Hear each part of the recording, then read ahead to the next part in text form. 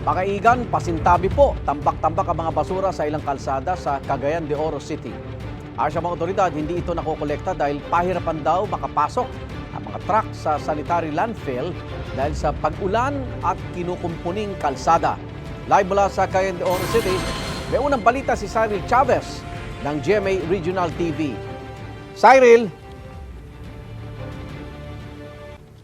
Yes, Igan, sabi ng Clenro, nakipag-ugnayan na sila sa City Engineer's Office para mapadali ang road construction sa sitio Baluarte sa Barangay Lumbia na siyang iisang daanan patungo sa sanitary landfill na nasa Barangay Pagalungan.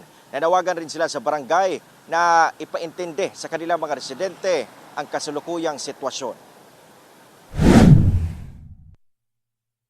Nagkalat ang basura sa gilid ng kalsada sa Cagayan de Oro City. Sa social media post ni Father Derjan Faborada, ipinakita niya ang kanyang pagkadismaya sa mga basurang hindi pa nakokolekta. Ilan lang yan sa kanyang mga nakuhanan ng litrato ang Barangay Patag at Carmen.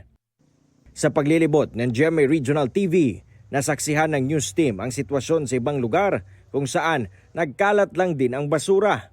Nakatambak sa gilid lang ng kalsada na binabalik-balikan ng mga hayop na naghahanap ng pagkain. May mga langaw rin. Ayon sa Clenro, nangungunang sanhi nito ay ang problema sa kalsada, papunta at palabas ng sanitary landfill na nasa bulubunduki na barangay ng Pagalungan. Ang nagpapatuloy na road construction sa sitio Baluarte sa Barangay Lumbia at ang tuloy-tuloy na pag-ulan na nararanasan sa lugar ay ilan lang din sa mga dahilan kung bakit nahihirapan sa pagpasok at paglabas sa mga garbage truck. Bisag unsaon nato na sa pagdaghan nga truck 50 ka truck mo dagan at the same time maglisod gyud kay tungod lagi sa gianan munang among gihangyo ang tanan no nga unta masabtan kay kini nga sitwasyon. Nakipag-ugnayan na rin ang Clenro sa City Engineer's Office upang mapadali na ang road construction sa sitio Baluarte.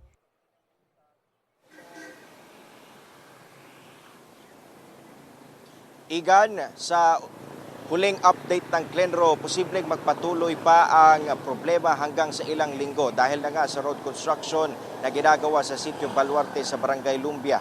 Kaya panawagan nila sa mga residente na huwag muna magtapon ng basura sa gilid ng kalsada. Panawagan rin nila na makipag-ugnayan sa kanilang mga barangay para maging matiwasay o maayos ang pagkokolekta ng basura. Igan. Maraming salamat, Cyril Chavez ng GMA Regional TV.